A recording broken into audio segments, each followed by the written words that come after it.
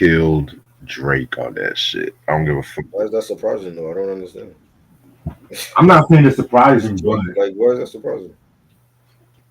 I'm not saying it's surprising.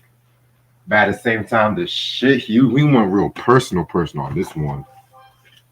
6 minutes of just this after this, and he didn't have to use no fucking AI and shit like some people. Uh-huh. Okay. Shit.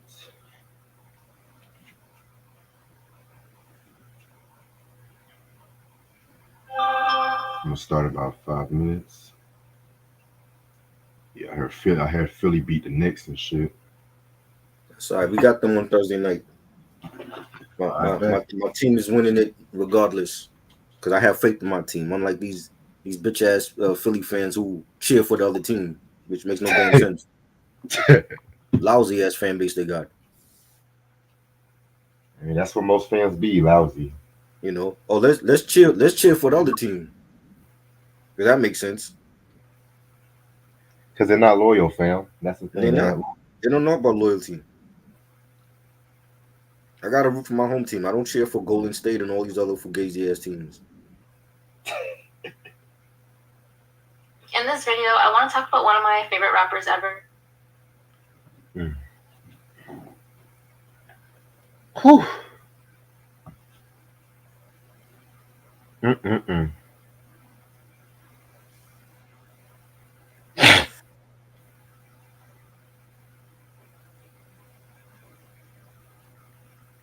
So they making a Mufasa movie? What the fuck?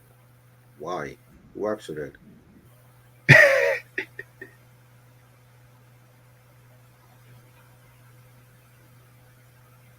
Of course, Beyonce is on board. Okay. Oh boy.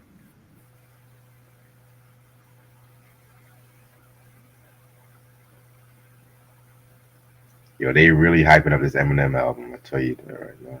That shit better be good. I don't give a fuck who's on that album. That's what I said. I said that same That shit. shit better be good. He got all these producers on there. How long we been saying he need to work with other producers other than Drake? Dre ain't got it no more. People need to understand that. He done. His production is not the same. Mm. Been a long time since I could say, like, yeah, did you hear that new Dre produced song? He don't do it no more.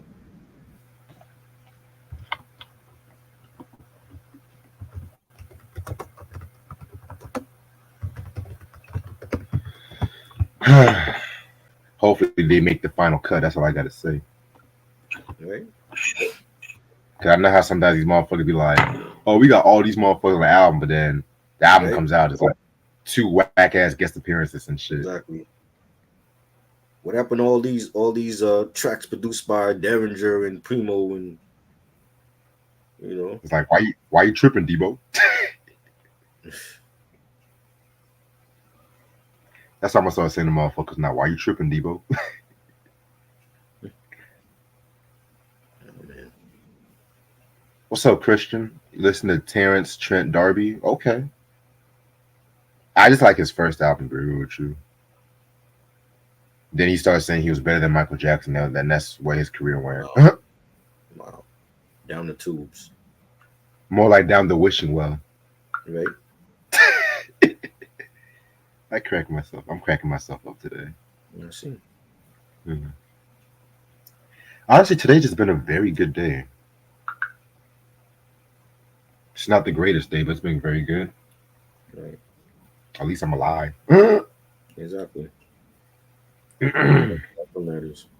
Okay. All right. So it'll be 3 more minutes because I still gotta get my albums out for this episode. So I heard that Fall Guy movie. I heard that was pretty good. What is it? I heard it was pretty good. That means it wasn't.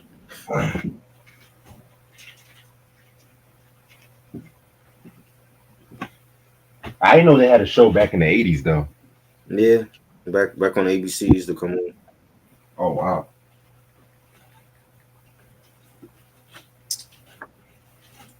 Everybody's rebooting everybody. right? Whew. Have you did a Terrence Trent D'Arby? I've never actually done a Terrence Trent D'Arby review, Christian. Believe it or not. Christian, how about you pay us for that instead of having us do shit like UMC's albums? That was a funny ass review. I ain't gonna hold you. But you know what's crazy? I just kept bumming that blue cheese, so that shit get stuck in my head for no some reason. Yeah, that was the only good song on that album. Now that first album had some bops though. I ain't gonna hold you. Yeah. Oops. The second album you can keep that. I didn't like none of that shit.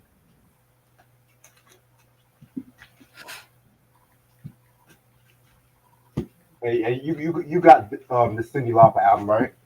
Yep. Okay, cool. All right, I'm ready to start whenever you are. Let's go.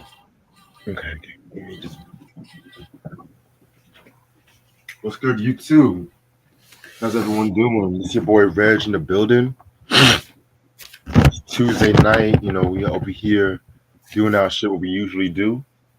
It's Euphoria seasons, I should say. I got my homeboy Try with me. How you doing? Yep. Chilling. That's what's up. And the album that we are going to talk about today is Cyndi Lauper with the first album, She's So Unusual. And this album came out October 14th, 1983 on Portrait Records. It was produced by Rick Shutoff, who, if you guys know a lot of 80s and 90s pop and rock, his resume is dope as fuck. He did Joan Osborne's One of Us, Sophie B. Hawkins, Damn I Wish I Was Your Lover. Oh, he did that shit? Okay, I love that song.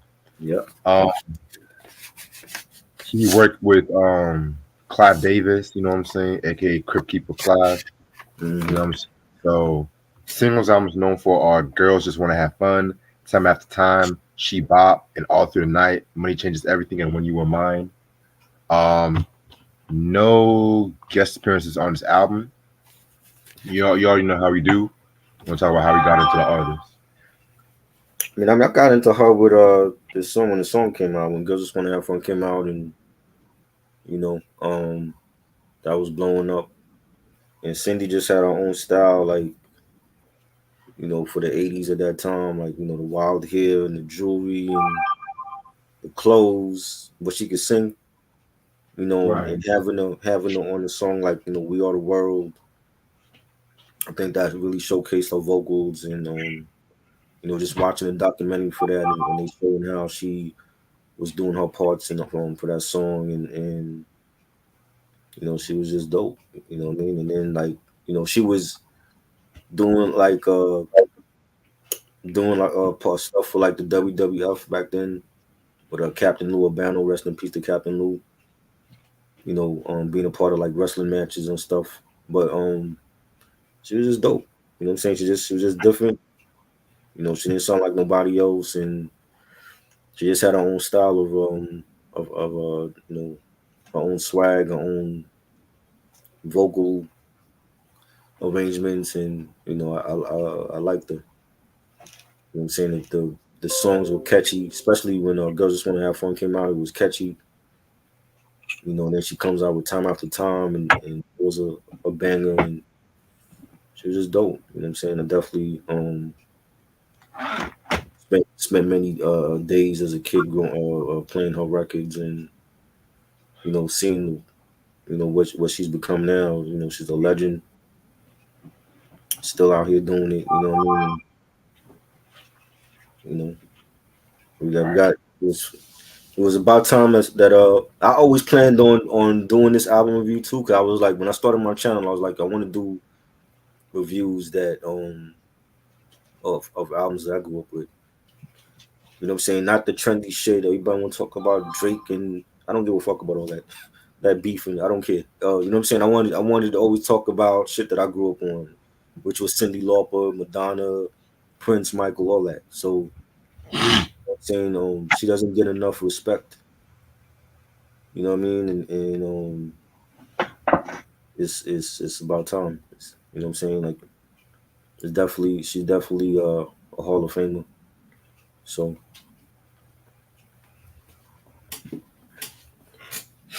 Definitely, definitely.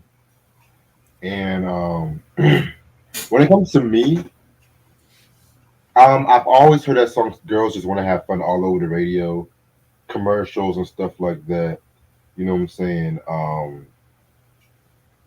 I'm gonna be spoiled. I mean, I like this song. It's not. It's like one of those songs I can listen to if it's like an '80s kind of deal and shit like that too. You know what I'm saying? '80s party, but this is an artist. I'm not gonna hold you. I kind of got into it pretty late. You know what I'm saying? Not that I didn't like her because she is a very unique artist. You know what I'm saying? But I personally feel that. Hold on.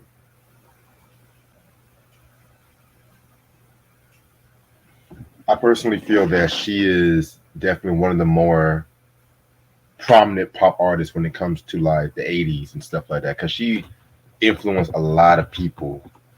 In my opinion, she definitely influenced a lot of people.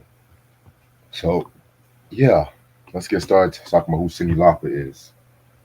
For those who don't know who Cyndi Lauper is, she is a singer born in New York City.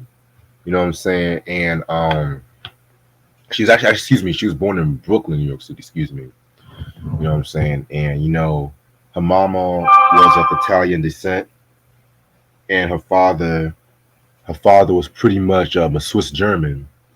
And when she was growing up and everything like that, too, she definitely listened to like the Beatles and Judy Garland. You know what I'm saying? And she also used to like have like a very experimental way of like wearing clothes and whatnot too. You know what I'm saying? And to prove how unconventional she was, her friend was the one who told her to spell her name Cyndi instead of Cindy. You know what I'm saying? Excuse me. And so when she was growing up, in the '70s, she actually was in cover bands. You know what I'm saying? They were singing hits from like Jefferson Airplane and Led Zeppelin and whatnot too. And so in '77, unfortunately, she actually damaged her voice, so she had to take a year off singing due to doctor's orders. And so in 1978 happened. That's when she met saxophone player John Turry through her manager Ted Rosenblatt, and they formed the band Blue Angel.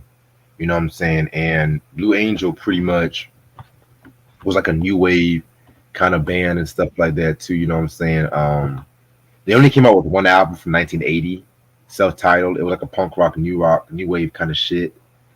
I never actually known that she was actually in a band before this, so I have not heard this record. Have you heard this record before? no, Wow, definitely, definitely. I never heard of. So yeah, so that's when she actually had a falling out with the members of Blue Angel. You know what I'm saying? And this led to them getting sued, and Cyndi Lauper actually had to file for bankruptcy. And again, she lost her voice again due to an inverted cyst in her vocal cord. That's wow, it's crazy. So after that happened and shit like that, you know what I'm saying? In 1981, she was singing in a New York bar where she met her new manager, David Wolf, and he got her a contract on Portrait Records. You know what I'm saying? And I think at that time, Portrait Records was a subsidiary, not subsidiary, it was a sister label of Epic Records.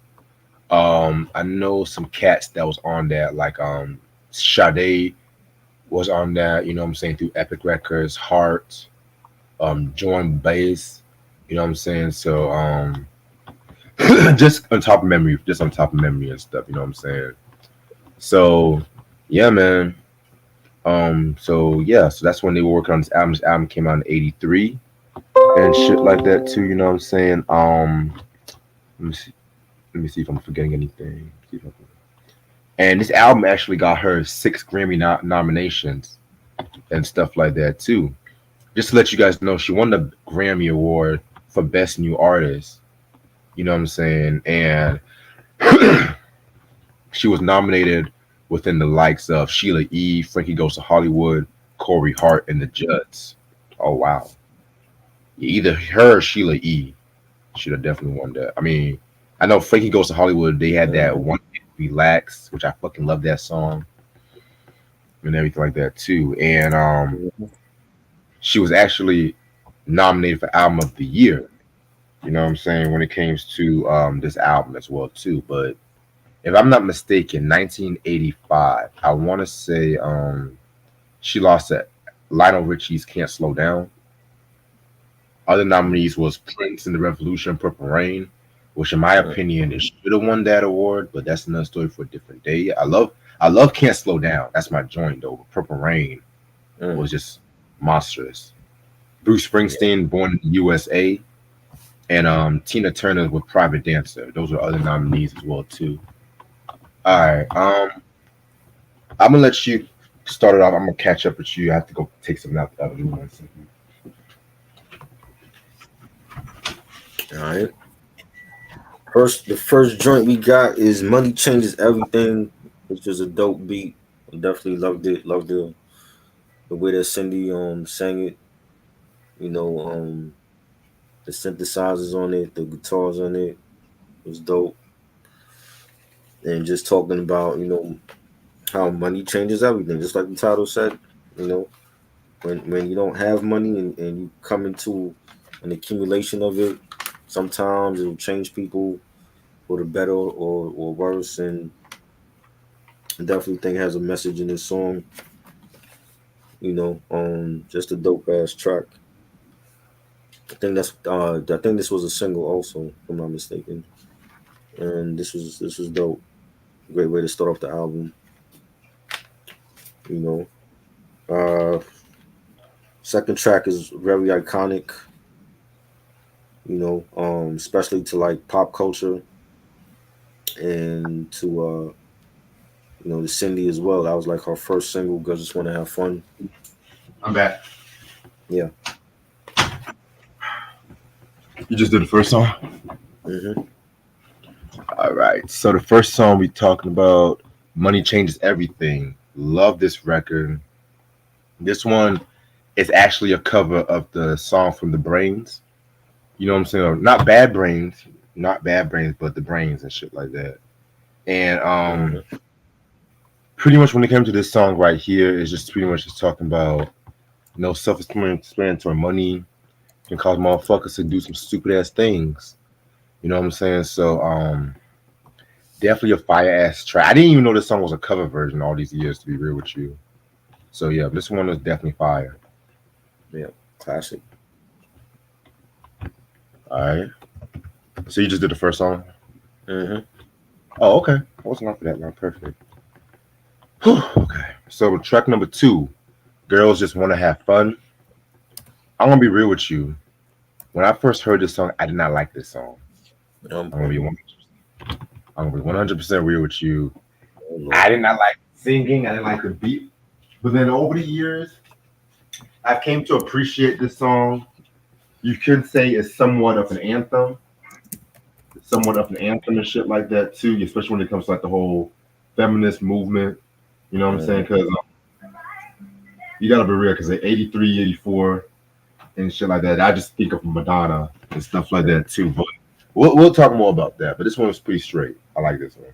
Now, classic record.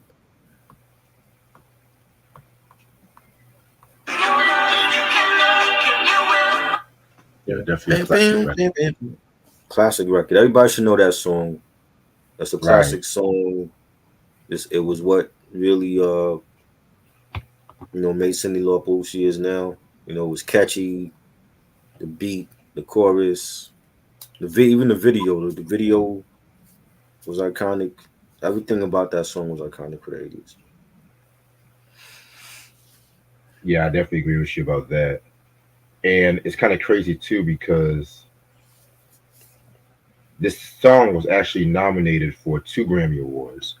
One for Record of the Year, you know what I'm saying, which that actually lost to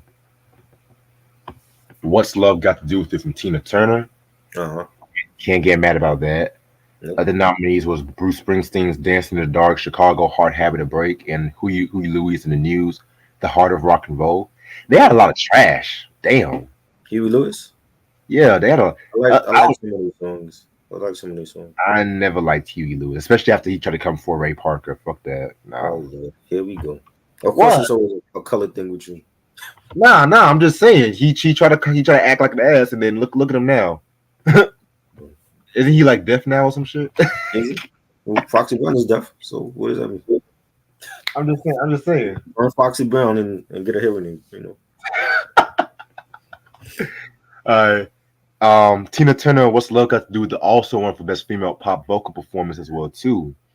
And other nominees were Sheila E. The Glamorous Life, Sheena Easton Strut, and Denise Williams, Let's Hear It for the Boy. Oh wow. Yeah. Mine is Denise Williams, man. I would have definitely given it to either one of those. You don't like Denise Williams either? I like Denise. I just don't like Let's Hear It for the Boy. That Let's Hear It for you. You know, I never liked that damn song. Too white for you? It's too pop for me. It's too pop. I like This this is a pop record we talking about. You know that, right? I know, but when you know me, when Denise Williams first started, she was I wanna be free, silly me, and stuff like that. But then as the 80s went on, she started doing some trash with George Duke. I like George Duke too, but she started doing some trash with George Duke. I kind of liked Denise Williams more when she was under like Maurice White from Earth, Wind and Fire. You know what I'm saying? But she's always been a dope singer. It's just the direction of the music I just didn't care for. You know what I'm saying? Mm-hmm. But you know me, I'm always honest, even if people don't like it or not. Yeah. Next song, When You Were Mine. So this is actually a cover of Prince's song from the second album. You know what I'm saying? I'm not even gonna hold you. This is actually one of the few Prince covers I like just as much as the original, believe it or not. Right. Yeah. It's not a lot of Prince songs I could say that. You know what I'm saying? Because Mariah Carey and Drew Hill's The Beautiful Ones, I like that. No. That's never gonna touch the original. Nah. That's never gonna touch the original. If it was a Mariah solo, then I would say, okay, yeah, but Drew Hill, I kind of feel like they kind of drugged the record down. And I like Drew Hill, but still. And then you had Melissa Morgan with her version of Do Me Baby. One of the best Prince covers ever, too. Right. You know what I'm saying? I feel like she was a bit more sexy on that version than Prince was. I have to say it, but not like that. Not like that, though, but you know what I mean. Right. But yeah, I felt like this was with this Prince song When You Were Mine, it was more free spirited and it captured Cyndi Lauper's style. So it's an A for me. Yeah, this was good. Like I said, like Cyndi, I think you know what, like being a little kid when this came out, I didn't really appreciate her vocals like that because I'm seeing like the images and you know she's wearing all the different skirts and dresses and the makeup in the hair. So it was like the imaging really hit her vocals and how talented she was. Right. When you hear the record and you hear how she sang it, and it was actually great. You know what I'm saying? And you know she did her thing. Yeah, just like you said, not too many people could cover a Prince, track good. There's very few people that did that, and I think Cyndi did her thing on this one. Yeah, she definitely did her thing on this one, bro. You know, she definitely did. All right. Next track we got is Time After Time. My favorite song off this album and my favorite Cyndi Lauper song as well too. You know what I'm saying? This is actually the song that actually made me a Cyndi Lauper fan. Believe it or not, you know what I'm saying?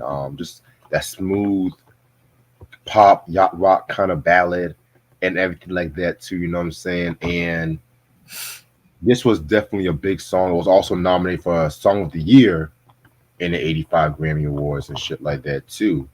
You know what I'm saying? But it lost to Tina Turner. What's Love Got to Do with it? Jesus Christ. Okay. It was beating Tina was beating everybody at that time. Shit. Okay. That was the album.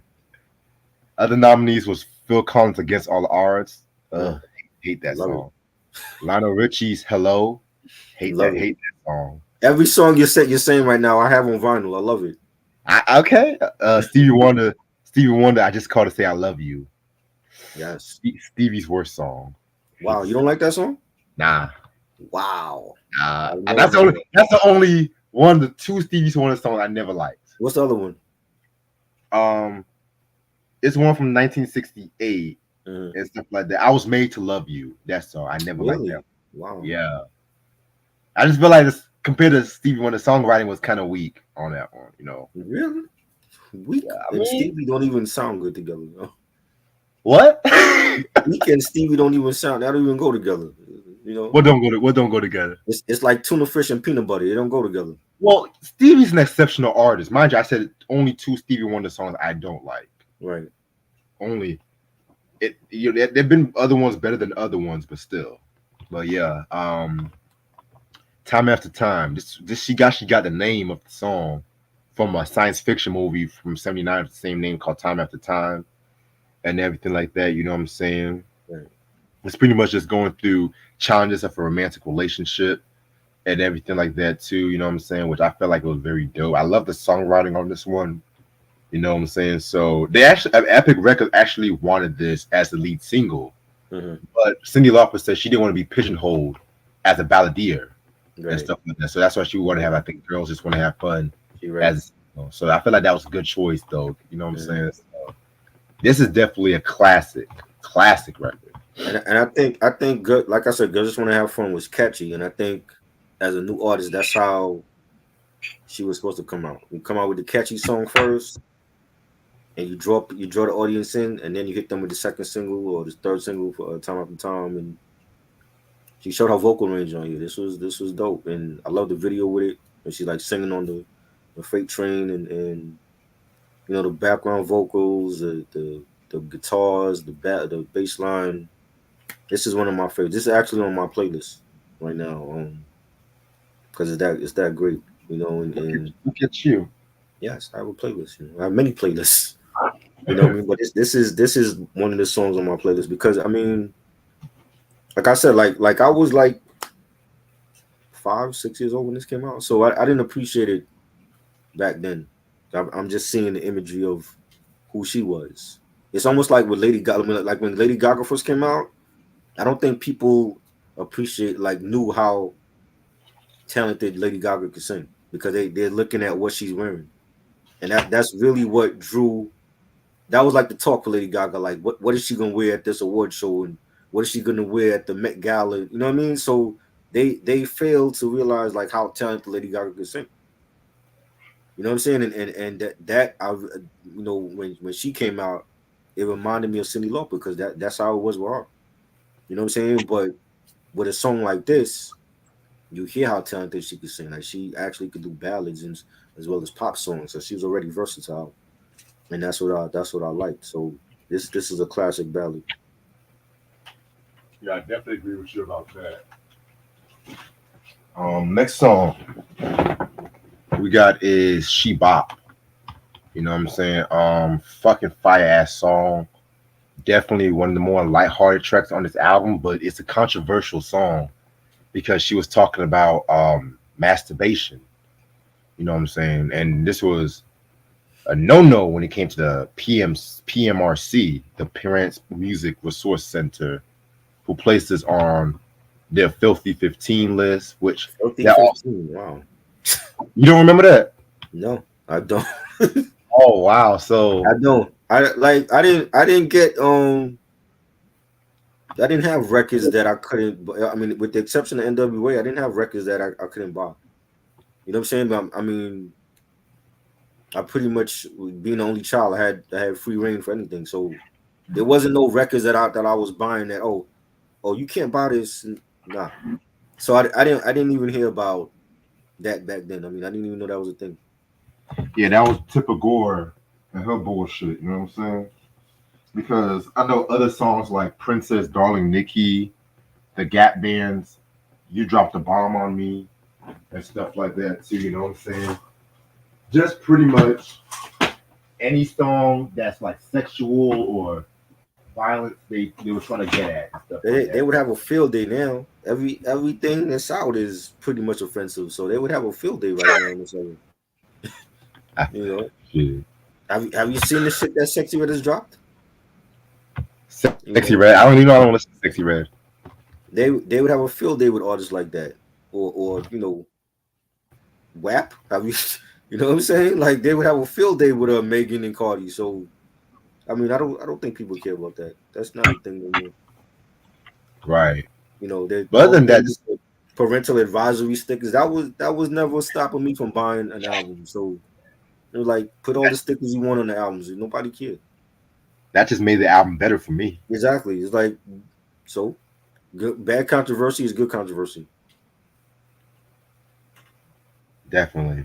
You know. But yeah, this is actually a very dope track right here. This is a very dope track. You know what I'm saying? I mean, masturbation is nothing wrong with masturbation, though, but still, hey. I thought it was dope.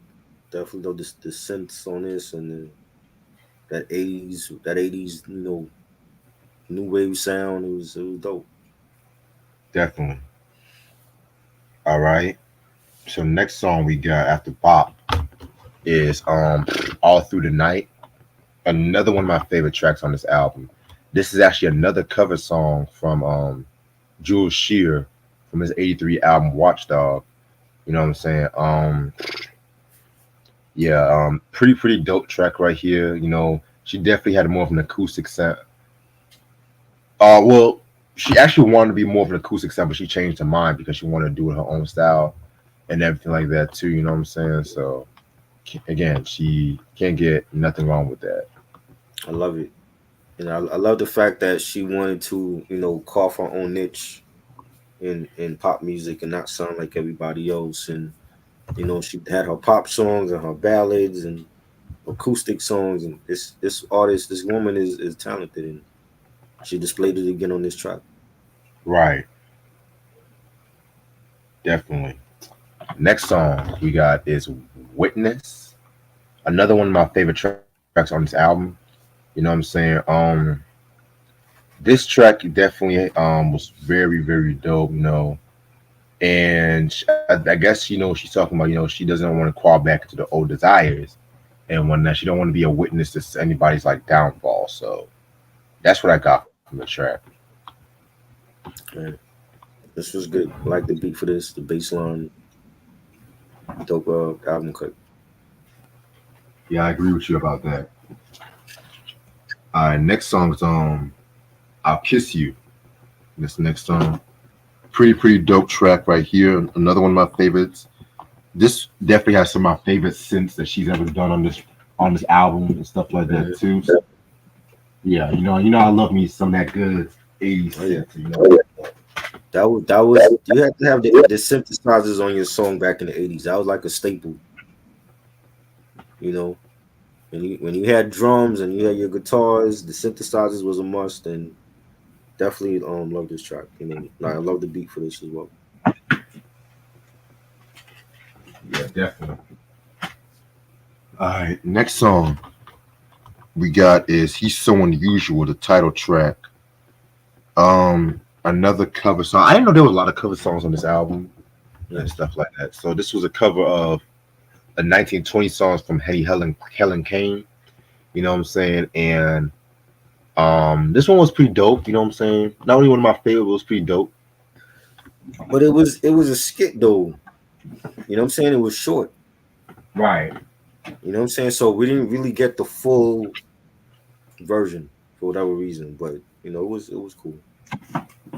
Yeah, definitely cool. And the last song is "Yeah Yeah." Nice way to end off the album. You know what I'm saying? Love the beat. I love the singing on this one. I could have also seen this as a single as well too, believe it or not. Yeah. This was good. Love the horns on it, the beat. Good way to end the album off. Right.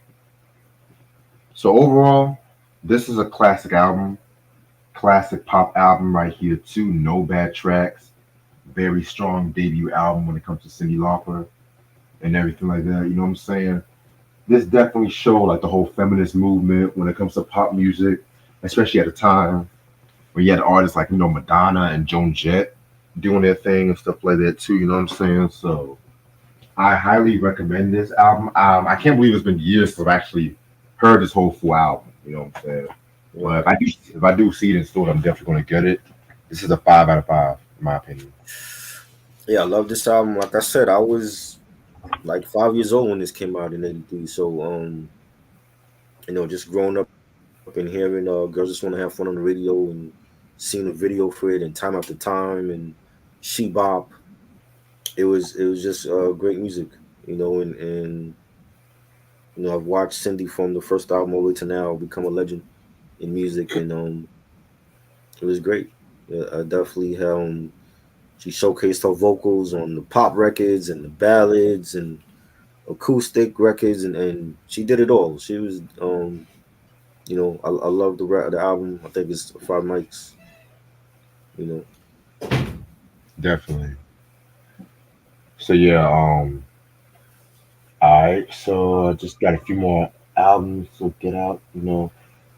Give me like 5 minutes. I'm still trying to get out the rest of the albums for this for rock the, for flex. the, for the last we doing 25 to 1, right? Yeah, All right, so for the last 25, like whatever albums I don't have, I'm gonna just show like the pictures on the screen. that's fine. You know what I mean? Yeah, that's definitely fine. I should have done this man shit earlier, but I was so tired after I came back from delivery, so I was like, I had to sleep. And I didn't wake up till like 10 o'clock. Right. Q says Stevie Wonder started the synthesizers thing, and people he did not really start the synthesizer to be real with you, but I see what you're trying to say. I don't know what he's trying to do. You spell synthesizers wrong too.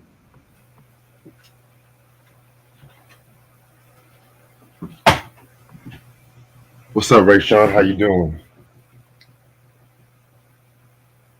Ray Sean was good. Yeah, man. This is what happens when you have your albums in alphabetical order and shit. Uh-huh. Shit be cool at first, but sometimes it can be frustrating as hell trying to find certain shit. Right.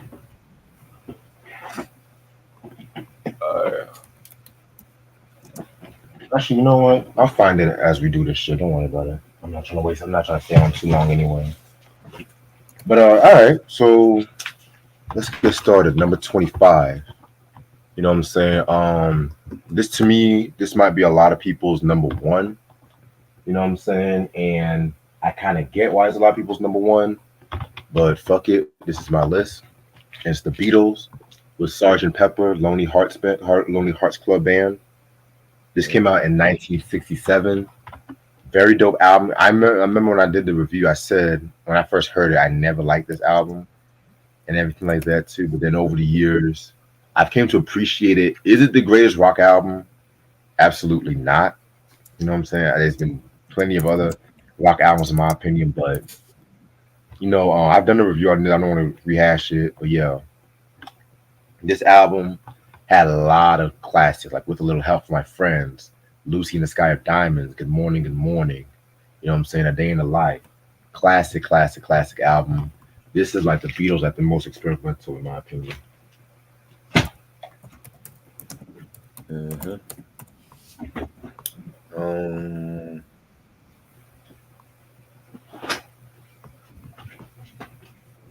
How can I share this on the screen?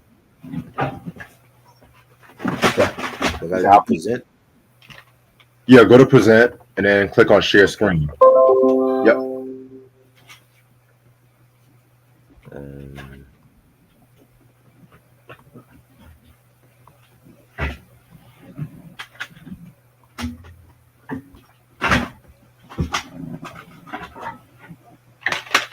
Oh, Jesus Christ. Why did I do this shit before I went out? God damn it. Shout out to Mark. He's just going live right now. Shout out to Mark.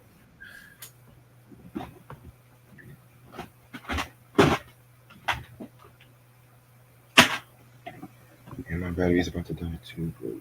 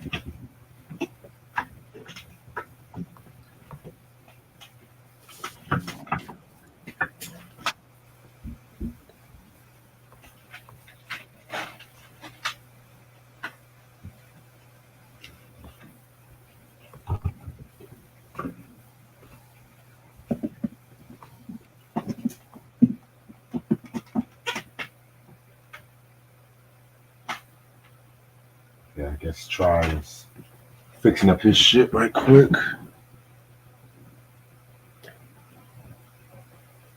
Ray Sean saying you doing good, just relaxing. That's what I like to hear.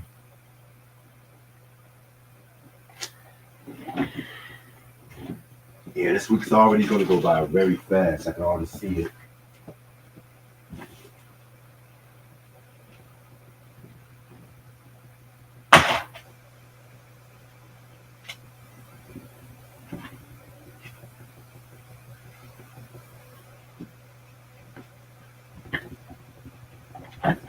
Mike, so you just got home from work?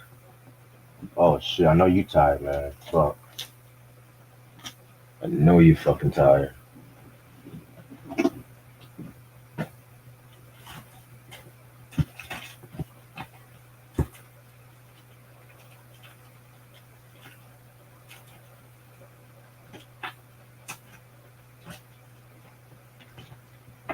And there he is, Mr. Man at the hour. Trying to do this split screen bullshit.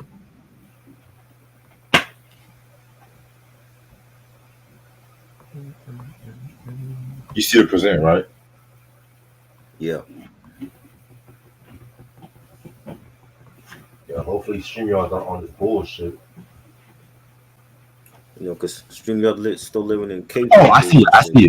I see it. Yep. Number 25, Pink Floyd, Dark Side of the Moon. Great album. We had joints like Money, you know, the Great Gig in the Sky, Us and Them, Breathe in the Air.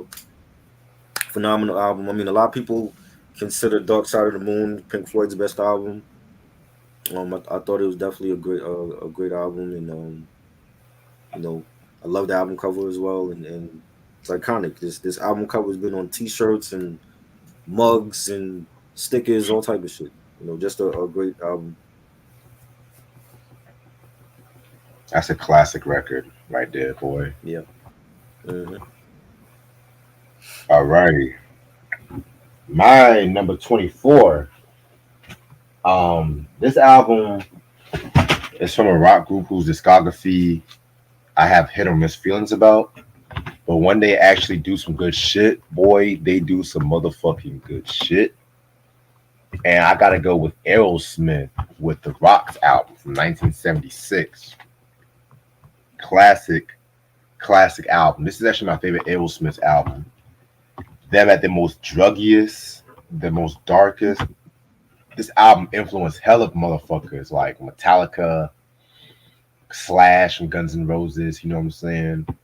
Songs like Last Child, Back in the Saddle, which is actually my favorite Aerosmith song, period.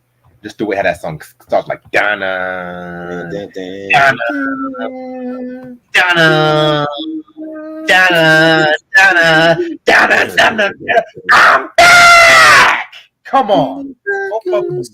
I'm back in the saddle again. Oh my God.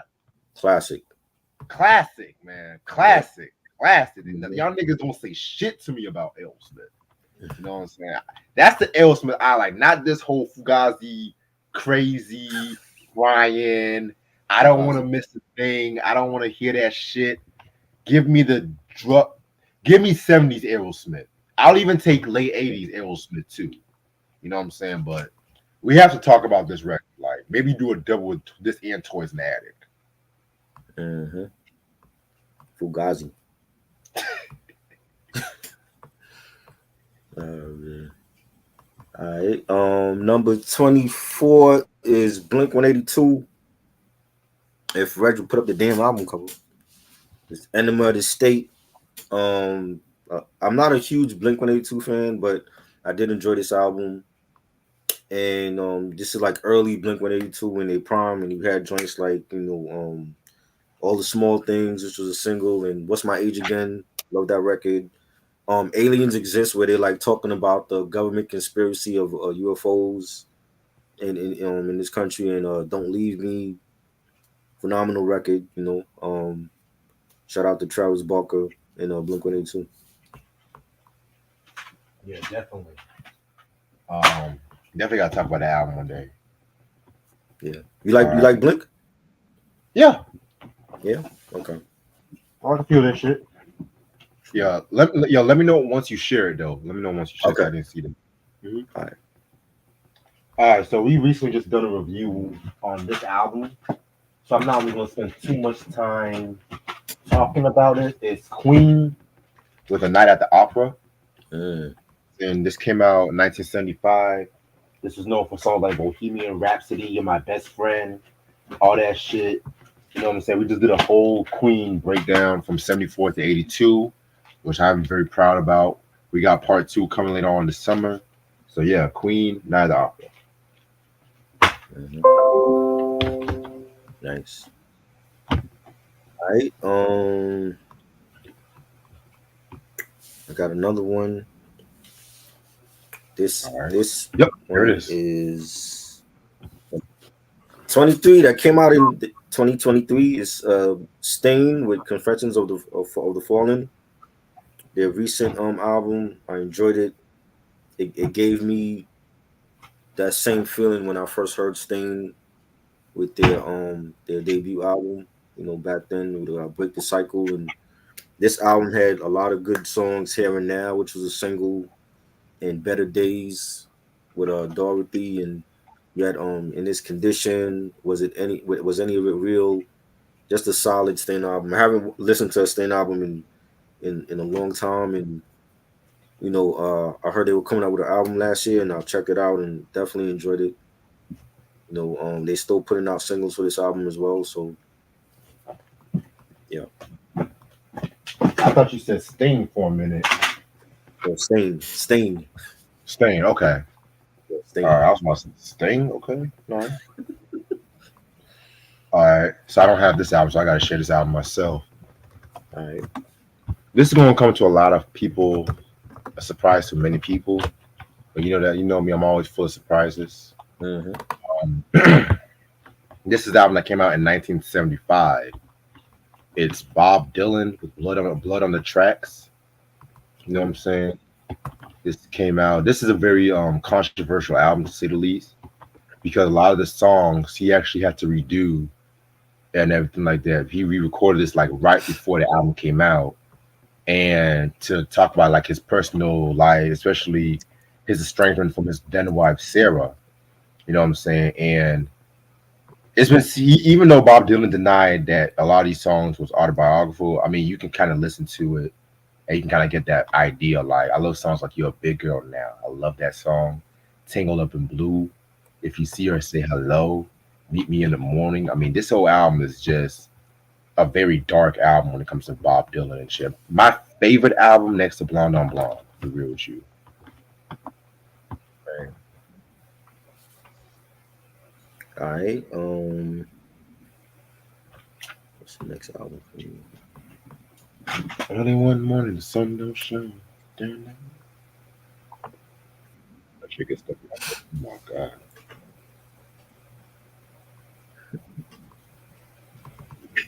I don't even like folk walk like that. We got 22. Yeah.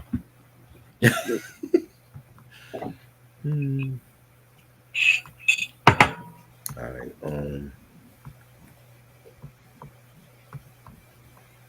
Damn, my room was 22 is Joan Jett, Black Hearts, with Bad Reputation, classic album. Yeah, it's like the title track, Bad Reputation. You had You Don't Own Me, another banger, which they use that song in like commercials now.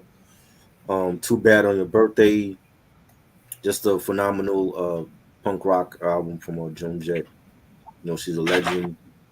I like a lot of. We haven't talked about her stuff yet, and I like a lot of her stuff.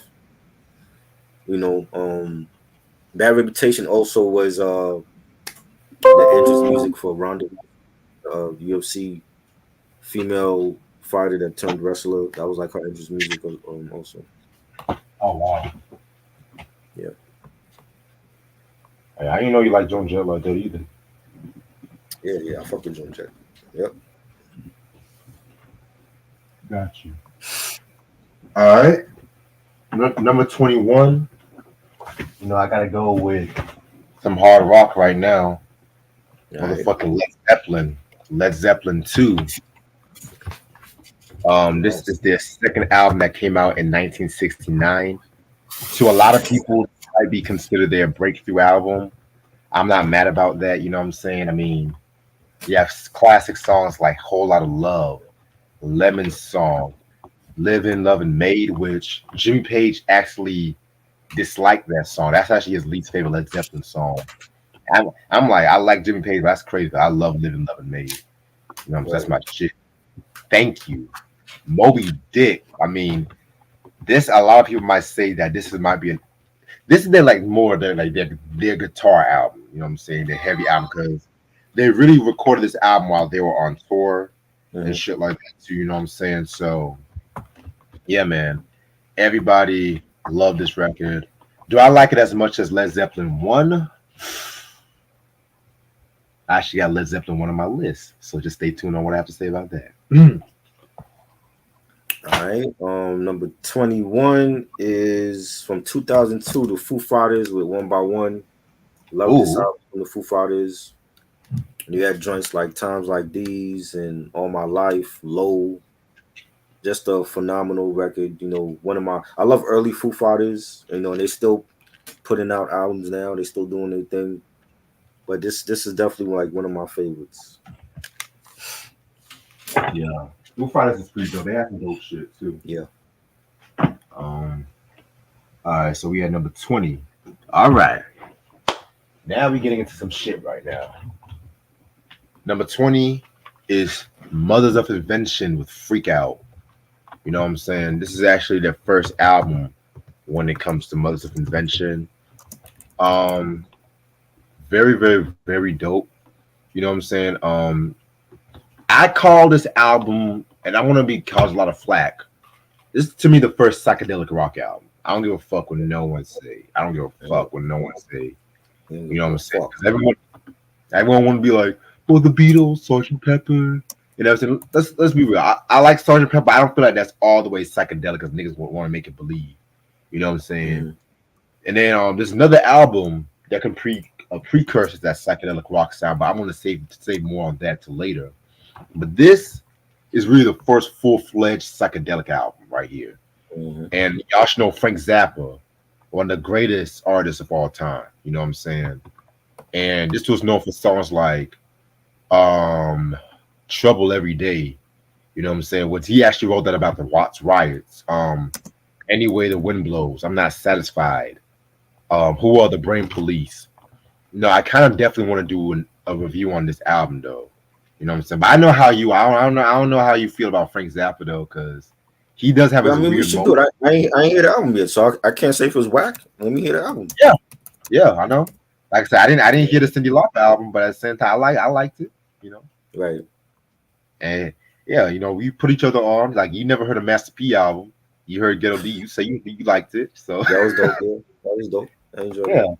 So you never know. So I'm definitely gonna put this on the list, but I still have this sealed up and shit too. So right, yeah, you know how I am. Yo,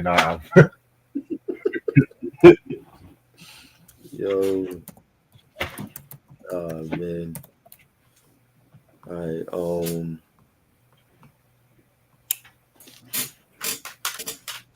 My next one is number 20, Santana with Supernatural. Oh God, Latin rock flavor. I know you don't care for this one. Santana's a legend. I love the Braxis album review we did. That was great. But this was like his mainstream album. You know what I'm saying? Like if he didn't have a mainstream album before, this was his mainstream album. You know, and you had artists like Rob Thomas from Matchbox 20 and Lauryn Hill, Everlast. This is when Everlast is in his Whitey Ford mode. CeeLo's on this album. Wyclef, the Product G&B. You know, you got joints like Maria Maria Oh, was one of the hits from Product G&B, and I love that record. That something that Wyclef actually got right. You know, with that song. And he can get Carlos Santana right, but he can't get a cannabis right? hey, Carlos Santana is in a different category. That's a whole different audience than I cannabis. don't give a fuck. You said cannibal? You said cannibal? You know, Put Your Lights On with Everlast. That was dope, and just a phenomenal album. It was just a nice collaboration with some of pop music and hip hop artists at that time with Santana, and he had like a shitload of Grammys for this album. So phenomenal album.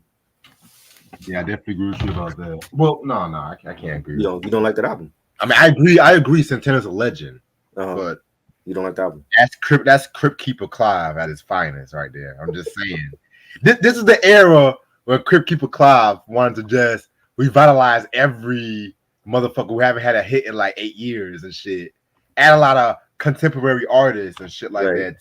Which again, it's cool. But you know, he did the same thing with Prince with the Rave Unto album from 1999.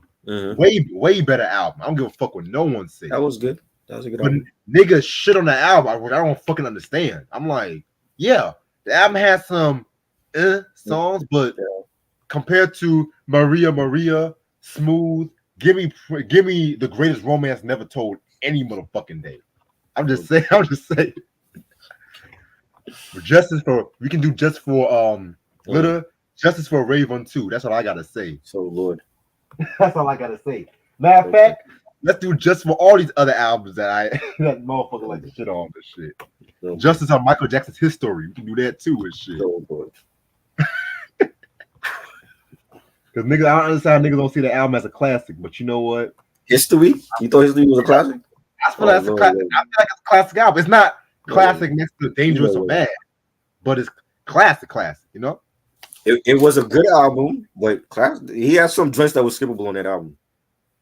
Okay, you know childhood. That Shaq song. I had to go. Okay, I did not like that Shaq song. Okay, you're gonna bit too far now. Too bad, no. It was the only song I was really. Only songs I would really skip is Childhood. I didn't really care for Childhood. Didn't like that. What's the Susie? The Susie song? I didn't like that. Yeah, he had some skippable joints on there, but it's a good album. As long as you don't this time around, we good. No, that's a great song. He had bangers on it. Stranger in Moscow, one of my favorites, and Didn't Care About Us, one of my favorites. He had some bangers, but there's some shit on there that should have been left off of it. Stranger in Moscow is Michael Jackson's best song. I don't give a fuck. All time? All time. No, it's not. Yes, it is. Come on. I follow the beat of my own drum and shit. The whole Thriller album is better than that song. But I'm just saying. Off the Wall, Bad. Come on. Okay. That's the best Michael Jackson song ever. To me, it is because of the meaning behind it. The meaning and shit like Besides that. Besides the meaning, there's a meaning for a lot of his songs. I know, bro. I know, but you gotta understand. This is when he was going through his old child molestation controversy and shit like that too, and just the soul and heart he put on that fucking song alone. You know what I'm saying? Just looking at how everyone can love you 1 minute and treat you like shit the next minute. You know what I'm saying? Michael, you didn't think You're Not Alone was like that? There's people looking at him differently. You want to know that I like that song, but you know, Stranger in Moscow just hits different for me. That's all I gotta say. It just hits different. Yeah, I love Billie Jean. I love Bad. I love Remember the Time. You know, you talking to probably the biggest Michael Jackson fan ever. To be real with you. Well, I don't know about all that because there's some other MJ fans. Oh yeah. I don't know about that. But me, I like to go deep in the discography sometimes, you know? Right. All right. So we're going to continue on the psychedelic range for our number 19 pick. And all I'm just going to say is break on through the other side. Break On Through the Other Side, Oh, the Doors, okay. their first album. Now, this is another album that's psychedelic that came out before Sgt. Pepper. Mhm. You know what I'm saying? But everyone would be like, Beatles created psych rock. Beatles created like y'all never heard The End, Light My Fire. Hold up, I'll do y'all motherfuckers better. What's my nigga that know about the Soul Kitchen? You know what I'm saying? Mhm. These were songs that they were like demos. They performed for 2 years before they actually recorded this shit. You know what I'm saying? Like Jim Morrison, the greatest rock frontman of all time. I don't give a fuck what no one say. Raymond Zurich, one of the best organists. His organ playing made the whole fucking sound. Mhm. Bobby and John never was just as good. You know what I'm saying? This album, this is the shit I do. Y'all act like I'm just hip hop. I listen to fucking shit like this on a daily. This is shit I work out to. This is shit I take a bath to sometimes. You know what I'm saying? Come on, man. Don't fucking play with me right now, man. Shit. We know. Don't fucking play with me. That's a good thing. Everyone's talking about, oh, you just hip hop. I'm like, nigga, try me. Number 19 is the third and final album from Jimi Hendrix, Electric Ladyland, classic album. And you had joints like Voodoo Child and Gypsy Eyes, Burning of the Midnight Lamp, Little Miss Strange, just a phenomenal last album, unfortunately, by a rock legend like Jimi Hendrix. And this is great, man. I love the album cover as well. You know, just some great psychedelic rock. Thank you, Reg, for this again. No problem. For years, I was trying to find the original version. That shit goes for way amount of money with the naked girls in that cover. Yeah. I was like, if I can't get it, maybe I'll just give it a try. But that shit is long out of print. I know. Cheapest I found was $500 for that version. Wow. Right. All right. Number 18. Speaking of Jimi Hendrix, I got his second album, Axis Bold as Love. Oh, look at that. Back to back Jimmy, man. We ain't planning like that. No, we didn't. That's crazy. I'm gonna be real with you. This is actually the first Jimi Hendrix album on this list. Oh wow. And stuff. I thought you would have his whole collection on here. I do, but it's only for this episode. Trust me, yeah. I can't put Jimmy less than 25. That's all I gotta say. Okay. Certain artists I can't put less than a certain number. So a lot of these artists I'm gonna show on this episode is gonna be the first time they actually appeared on this episode. So that's all I'm gonna say. But this was released the same year as his first album. I can never really pick a favorite Jimi Hendrix album because all of them I like just as equal and everything like that too. But this one probably has the best songwriting. If 6 Was 9. I love that record. You got me floating round and round. What y'all know about that one? Castles Made of Sand. Up from the Skies. You know what I'm saying? Wait Until Tomorrow. This is another album you can probably say is pretty psychedelic and shit like that too. Had some psychedelic feel. A lot of psychedelic albums on this episode. Okay, I like it. You know what I'm saying? But yeah, classic album. We've done a whole review on Jimi Hendrix, whole discography breakdown. So don't tell me shit I don't know shit about Jimmy. That's all I gotta say. Yeah. I'm feeling myself today. I'm feeling myself. Hold up, Q. What you mean Tabloid Junkie and Money was okay? Money was fire. What you mean, nigga? What you mean? So I had to say. Number 18 is this is Stain's first album, Break the Cycle. My favorite Stain album. And you had the joints, It's Been a While, which was the first single. You had Outside, another favorite of mine, Fade, you know, Epiphany for You, just a classic alternative rock, you know, album from Stain. And yeah, I got two Stain albums on the list for this countdown, which is dope. I didn't expect to put the new album on the list, but it's that good. And this is my favorite Stain album though.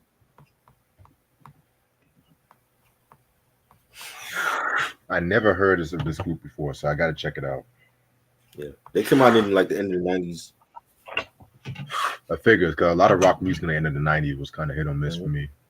Yeah, some of them I'm actually going into, like Foo Fighters, Linkin Park, even though they were more early 2000s, but yeah, they still had some shit in the late 90s though. But oh yeah, once you get to that Limp Bizkit, I'm just like I'm good. Oh boy.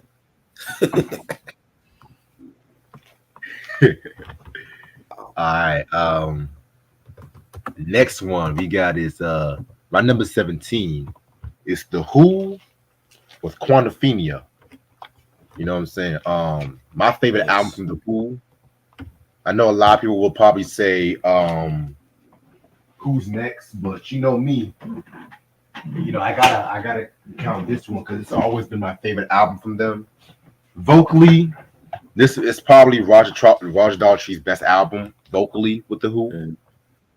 And this has songs like Love Rain on Me. Oh my god. I mean, come on, man. 515. I'm one, the real me. Cut my hair. I mean, yo, we have to talk about some Who on this channel, though. That's what we definitely got to talk about. I think I have a good amount of albums from them now.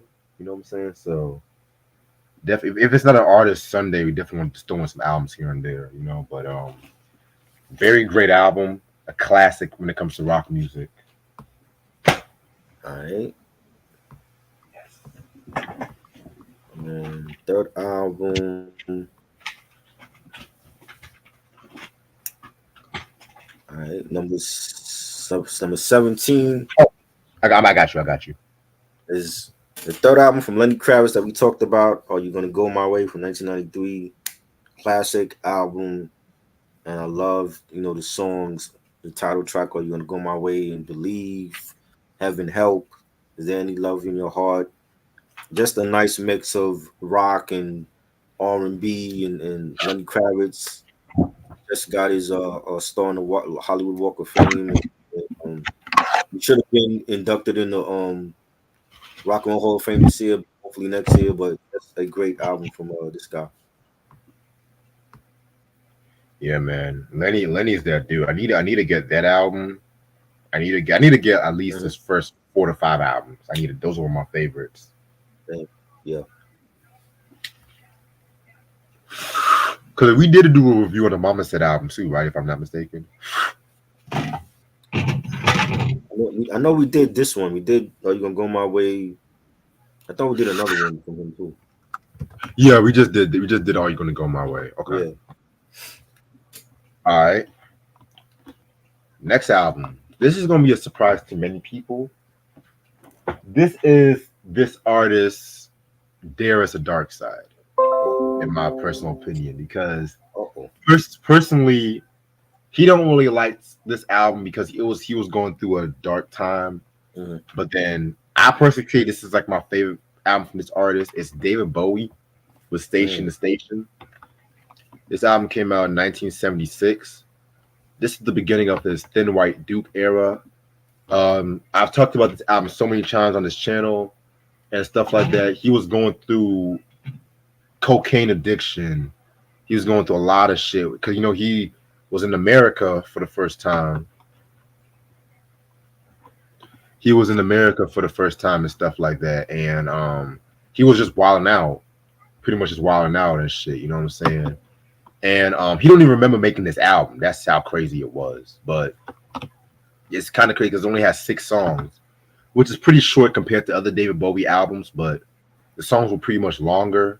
You had a title track, Station to Station, which that's actually my favorite David Bowie song. Just the way he kicks it up with that dun dun dun dun dun dun, dun. Like it's a very it kind of takes the album takes it's like continuing off the funk and soul from Young Americans, but it is like you can see where he was going to go with, because I feel like if it wasn't for this album, we probably would have not gotten albums like Low, like the whole Berlin trilogy, the shit that he did with Iggy Pop, his first 2 albums, I believe, and whatnot. Which those ones are definitely coming on this channel very soon. You know what I'm saying? Because I did promise y'all I was going to talk about that when we did the Berlin trilogy, but I want to actually get those albums. I've seen those albums in stores, like especially in Barnes and Noble, so I know it's pretty accessible from where I stay at. I love songs like Stay. One of my favorite songs, TVC 15. He actually wrote that after he had a dream and stuff like that his girlfriend, like I think his girlfriend was being eaten by a television set or some shit, you know what I'm saying? So yeah, this album gets into some weird places. You know what I'm saying? But you know why I like this album? Mhm. It's David Bowie at. It's like David Bowie took it one step beyond, Mhm. and what you know what I'm saying. Yeah. So that's why I like this record. He took it one step beyond because when he did Young Americans, which I like, Mhm. he was definitely on that more Philadelphia soul tip. And I feel like he didn't know where he was going, but with this one, even though he was fucked up around this time, somehow, somewhere with cocaine was helping him with his musical direction. So yeah, I'm not trying to say that y'all should do drugs though, but y'all know what I'm saying. Don't say, oh, Reggie said it's okay for us to do coke. Rex said he was on drugs with this album. I don't want motherfuckers demonetizing my shit, you know. That's funny. That's why I say that's that motherfucker's there. It's the dark side. All right. 16 is Prince, another rock legend, R&B legend, Ooh, Batman soundtrack. I was not expecting that one. Yes, a classic Okay. soundtrack. And this is a mix of rock and R&B and funk, and it was phenomenal. This is one of those soundtracks that actually went with the movie, and the movie was great with Michael Keaton and Bat Dance, Party Man, Trust, Scandalous, so many different sounds on this album. You know, you even had like the B side 200 Balloons, which was on the Bat Dance single. That was dope and should have been on this soundtrack. The only thing I hated was that they didn't include the long version for Bat Dance on here, which was great. Ooh, You know what I mean? But even as a bonus track, it would have been dope. But for just 9 songs, this is a great soundtrack. And once again, we have lost a legend with Prince. I agree. You know, I always love that song "Electric Chair." That's all. Yes. When I saw the SNL performance of that from Hmm. '89, I think Yeah. that was like at the 15th anniversary. Oh my Mhm. god, I just completely Mhm. fell in love with that song. Yep. Facts. All right, number 15, I got Guns N' Roses with "Appetite for Destruction." Ooh.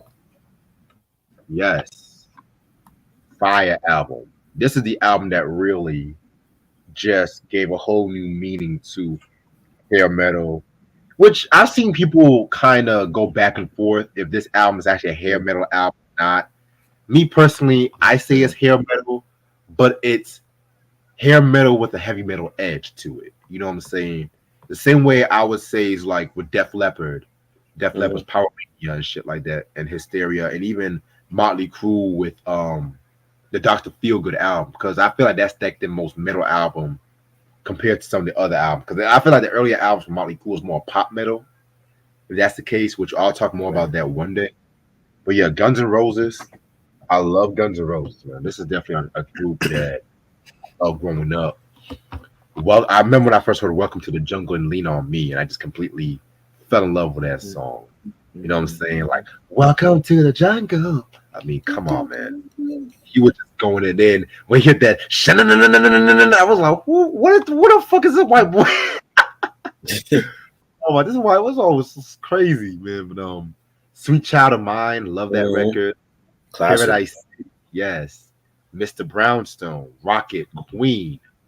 I mean, I'm actually planning a review on this album next to the I talking want. I about this. want. Let's do that one. 'Cause I know some songs from that one.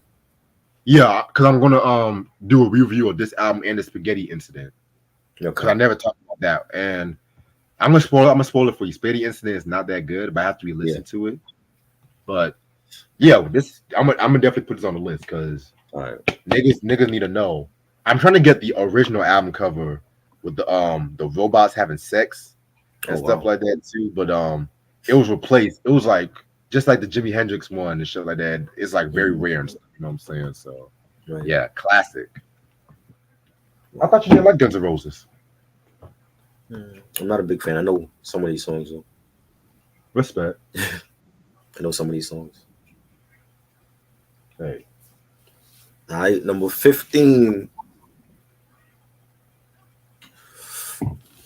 is number 15 is when the picture come up, Rich. Oh damn! I'm sorry, Linkin I'm not. Park, Hybrid Theory, their first album, love it. Um, you had the big hit singles, One Step Closer and In the End, Crawling, Paper Cut.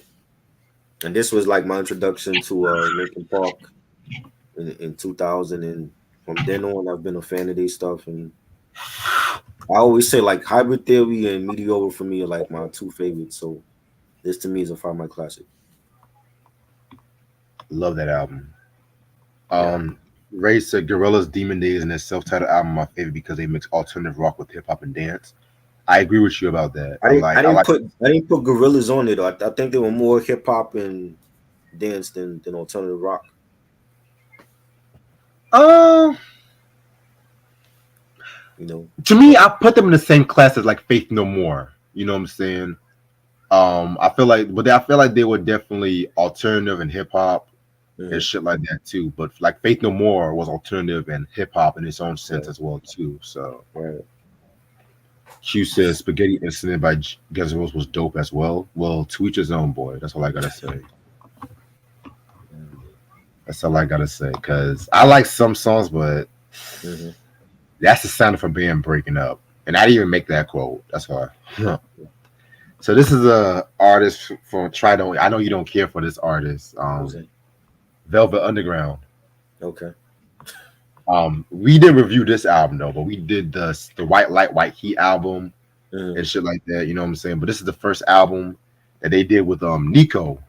You know what I'm saying? This was produced by. This was the only album that they got Andy Warhol producing. Yes, that Andy Warhol. Very dope album. You know what I'm saying? But when it comes to this album when it came out, this was around the time of the whole Summer of Love hippie movement. But this album came out, it was like more grungy, more darker. You know what I'm saying? They were talking about BDSM. They were talking about, drug abuse, prostitutes. Yeah, 1967. Like this album was like what NWA Straight Outta Compton was for rock music at that time. You know what I'm saying? You said what? It's crazy. You said Olo? Yeah. Yeah. Like they literally had a song called Heroin on this album. One of my favorites they've ever done. And it's like, with that song, they're talking about the benefits of heroin and shit. Right. Then they have Venus and Furs. I love that record. Female Fatale. I mean, my favorite one is White Light, White Heat. But this album to me is definitely their star masterpiece right here. You know what I'm saying? I might actually do a review on this one. I definitely want to get your opinion on this. If you didn't like White Light, White Number Heat. 14 for me is the third studio album from Bon Jovi, Slippery When Wet, a 5 mic classic. And this is the album that introduced me to Bon Jovi. When he dropped joints like Wanted Dead or Alive and You Give Love a Bad Name, Living on a Prayer, Never Say Goodbye. This is one of the best rock albums ever, in my opinion. Shout out to Bon Jovi. He just came out with a 4-part documentary on his life and the band, and phenomenal rock artist, man, a legend. Right. Jersey in the house. Yeah, shout out to my people in Jersey and shit. Y'all know who y'all are. Yeah. Not some of these fugazi ass niggas and shit. Alright. You already showed this album and I don't even know where I put that album at. But my next album is Jimi Hendrix with the Electric Ladyland. And stuff like that. I just had this album too, but fuck it, you already showed it, so we're just gonna go with that. Oh, thank you, Try. Yes. So yeah, this is actually my favorite Jimi Hendrix album and whatnot too. You know what I'm saying? This is the album where he actually did the production himself. And he was actually going through a lot around this time because he was going through. People were saying how much he was a perfectionist and everything like that too, and that kind of caused the original producer Chas Chandler to start working with Jimi Hendrix as well. And Noel Redding also didn't really see eye to eye with Jimi Hendrix as well too. You know what I'm saying? And Jimi Hendrix actually played the bass parts for this album. So you had songs like Crosstown Traffic. I love that record. Gypsy Eyes, House Burning Down, the whole Rainy Day Dream Away in 1983. Whole trip, that whole side C was fire as hell. You know what I'm saying? So I need to get the version with the naked women. That's the version I want to get. But yeah. Number 13 for me is the first album from Living Color with Vivid. Ooh, an album that we talked about, and this is a classic album. Everybody knows the song Cult of Personality. That is CM Punk's entrance song now that they play when he comes out. Phenomenal record. You got Glamour Boys, another huge hit when that dropped, and Middleman, Open Letter to a Landlord, Funny Vibe, which was dope, and just a phenomenal album, man. And they also got the remix for Funny Vibe. It was like the hip hop remix or whatever. And that was great as well. I love this. Living Color should be inducted in the Rock and Roll Hall of Fame. They're legends. Come on, get on it. Let's go. definitely. All right. Album number 12 is the Rolling Stones with Exile on Main Street. Very dope album. This is actually their 10th studio album. You know what I'm saying? This was like around the time they were going through tax invasion and everything like that too. You know what I'm saying? So they actually had to record the album like in like a basement kind of quality and everything like that too. This was known for songs like Tumbling Dice, Sweet Virginia, Happy. I love that song. I need a love to make me happy, baby. Da da da da. Especially when them horns come in. Oh my! I'm just like, yo. Mm-hmm. This album. I kind of say this album was like their love letter to black music, if you ask me. Yeah. And the Rolling Stones have always been influenced by the blues, but with this album, a lot of the songs was like more soulful, more gospel like, and everything like that too. You know what I'm saying? Like I just want to see his face alone. I mean, yeah. Every time I listen to that record, I always get chills just hearing that record. You know what I'm saying? Especially with the I just want to see his face. I mean, come on, man. This is the Rolling Stones. I mean, at first I say Sticky Fingers was my favorite album from the Stones. I'm not gonna hold you. Mm-hmm. But I'm not gonna hold you. This might be slowly my favorite. I have to go with like the general fans and say this is gonna be my favorite because I've been bumping this a lot more than Sticky Fingers in recent years, to be real with you. Mm-hmm. All right, number 12 for me, the third album from Korn, Follow the Leader, classic new metal album. And you got the smash hit Freak on a Leash. Oh shit! I just realized you got that. Okay. You got the Life, All in the Family featuring Fred Durst from Limp Bizkit. You got Ice Cube on Children of the Corn. You got Slim Kid Trey from The Far Side on Cameltosis. Just a phenomenal album from Korn. This was my introduction to them, and they still doing it. They still bringing out people even now. So, classic album. You know what? I actually love their first two albums. After that, after Freak on the Leash, that's it for me. That was it for you? Yeah. Oh, man. All right. Number 11. Number 11 got to be the album that just sparks up the top 10.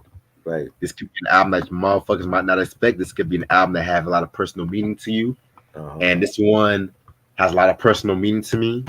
It's Led Zeppelin 4 from Led Zeppelin. Led Zeppelin. Well, at the time it was called Untitled, but fans call it Led Zeppelin 4.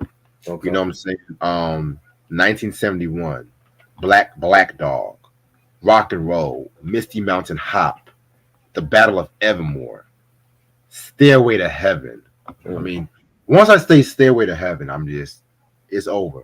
So rap. This album was like a greatest hits, to be real with you. I feel like if you're not a Led Zeppelin fan and you only own one album, you best damn sure they have to make it this album. Don't own a greatest hits album. Just say, oh, I own all of the Led Zeppelin shit.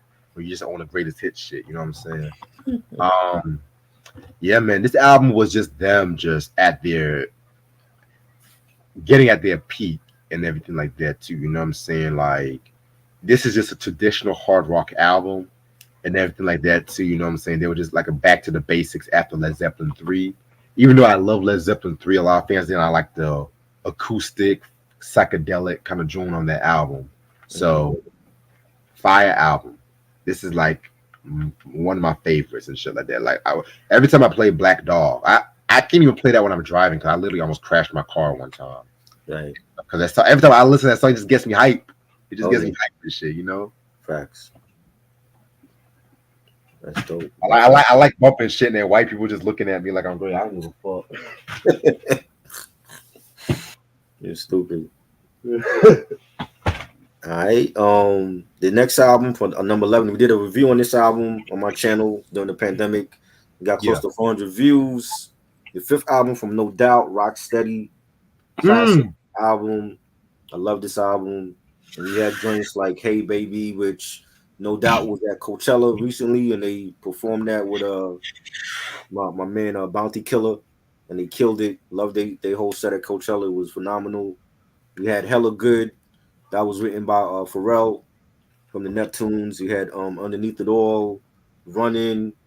You got a song on here written by Prince called Waiting Room. Just a 5 mic classic alternative rock album, No Doubt, Rocksteady. Definitely.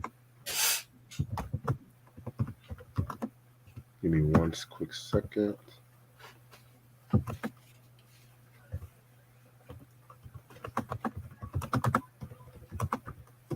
All right. Next album, number 10.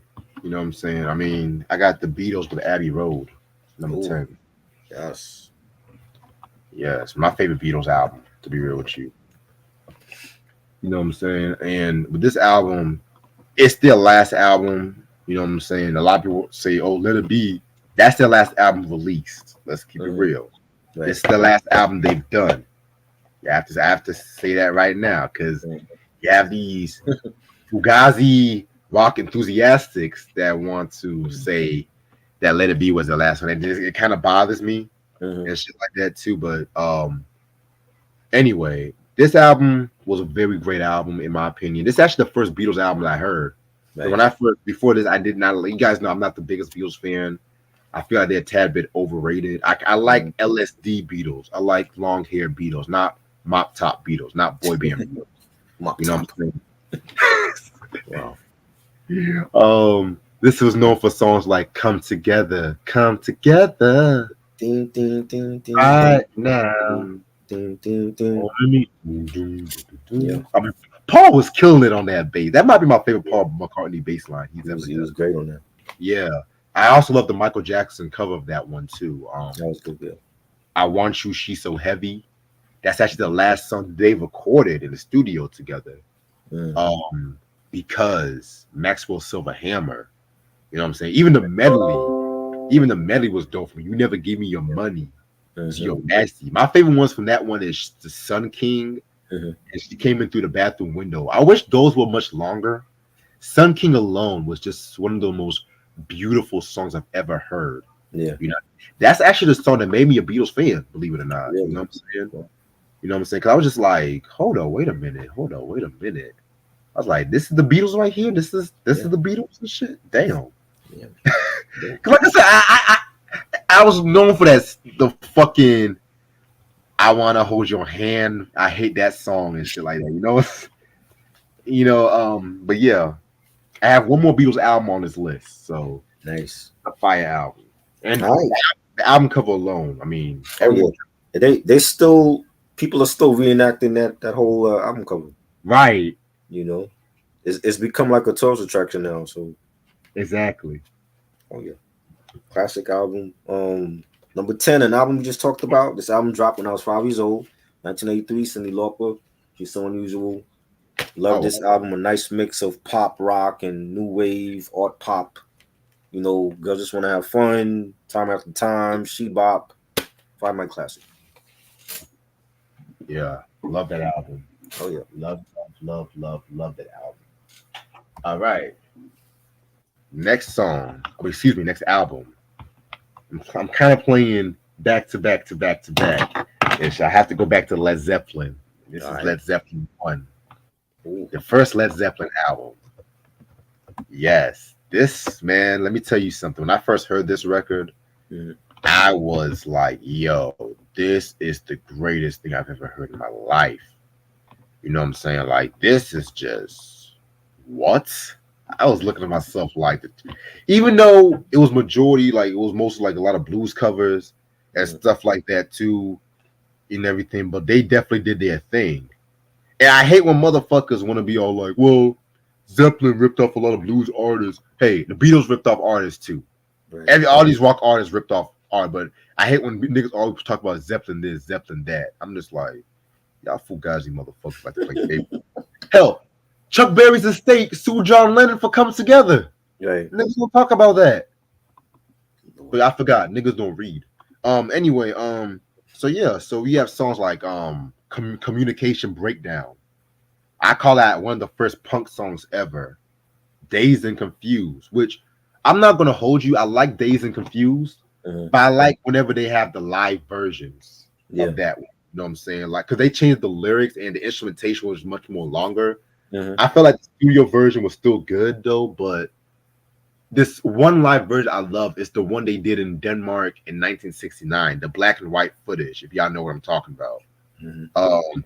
My favorite track, How Many More Times, which I feel like that's the song that's made the Led Zeppelin sound and everything like that too. Right. And yeah, man, I mean, Babe, I'm Gonna Leave You. Jesus Christ, nigga. I mean, this is Led Zeppelin we talking about. You know what I'm saying?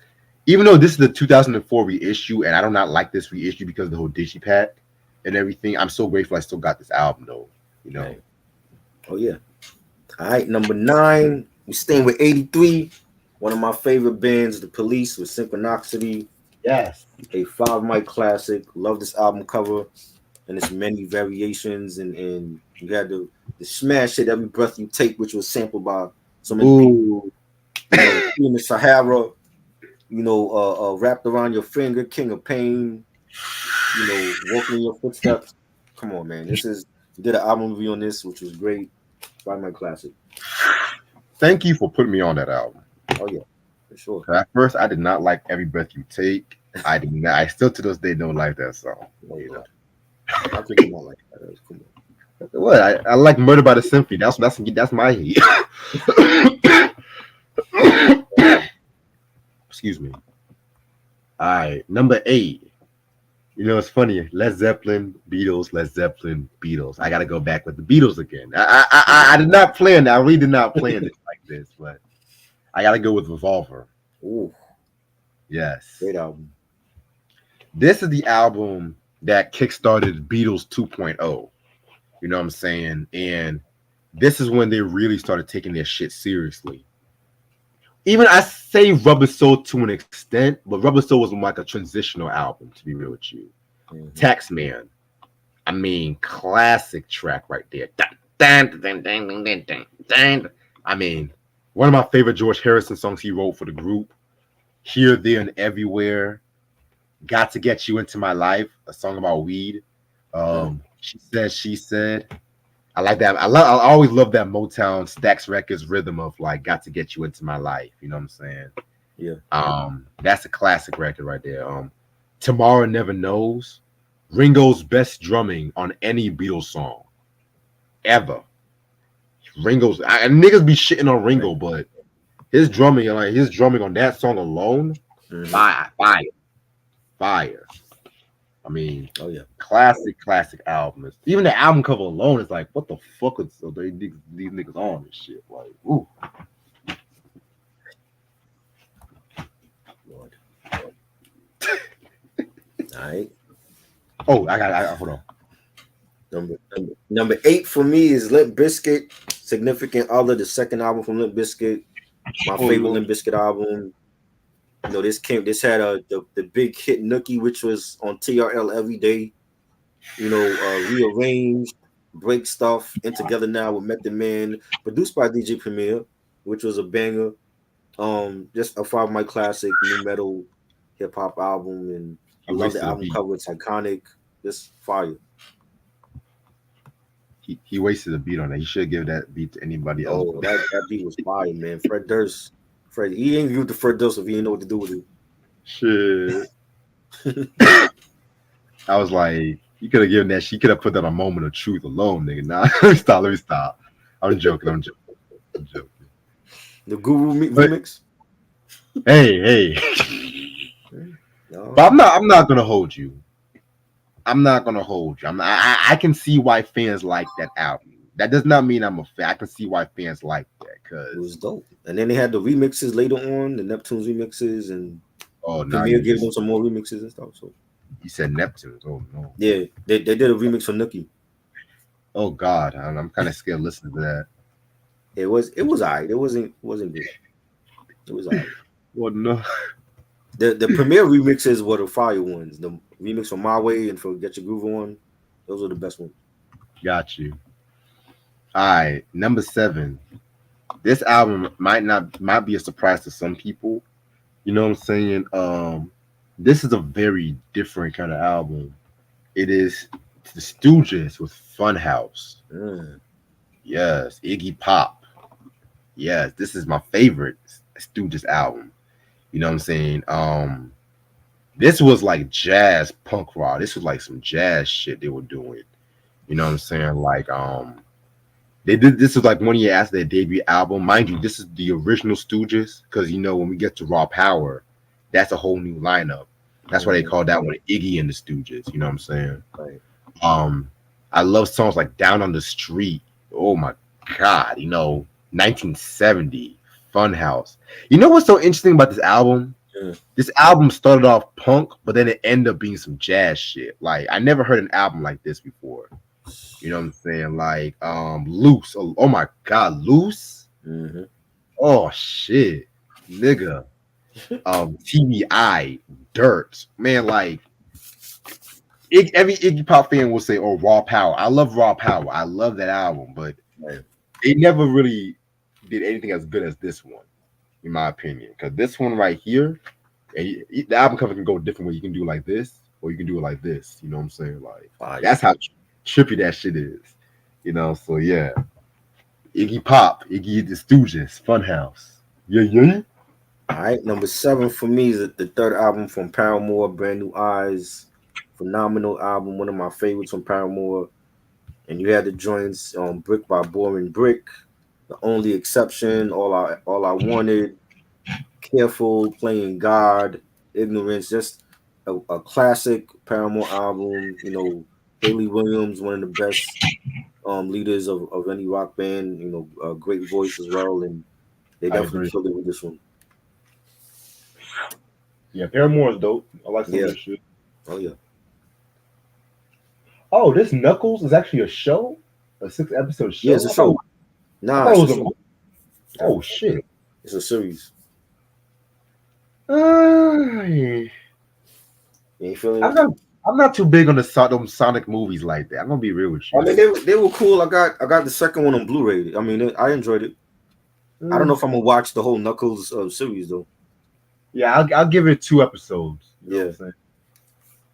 Cause I saw the trailer this morning. I thought, oh, it's a movie of Knuckles. Okay, it's nice. It's all right. Hey, at least it's not a Tails. At least it's not Tails and shit. Yeah, I've never been a big Tails. I like Tails. Knuckles was big in the video games. He was a big character. So yeah, I love Sonic the Hedgehog 3 and Sonic and Knuckles. Those are my shit. Yeah. All right. So we had number 7. Number 6. All right. Oh, excuse me. No, yeah, number 6. Yeah. Wait, hold up. Yeah, you're right. Okay. So this album, man, I had a lot of memories with this album. I had a lot of memories, in different stages. That's all I'm going to say when it came to this album right here. And all I'm going to say is they make breakup sound so good. And when I say that line, you guys should know who I'm talking about. It's Fleetwood Mac with Rumors. Oh, yes. Yes. I had to have the Fleetwoods up in here. This is my group right here. I had to have them out here. Oh yeah. I love this one. Everybody was fucking one another. Everyone was breaking up with one another. Everyone was doing drugs. This was just like a whole fucking soap. Like fuck the rock opera. This is a rock soap opera right here. Oh yeah. Yeah. Man, like Dreams alone, the greatest Fleetwood Mac songs ever, Love it. ever.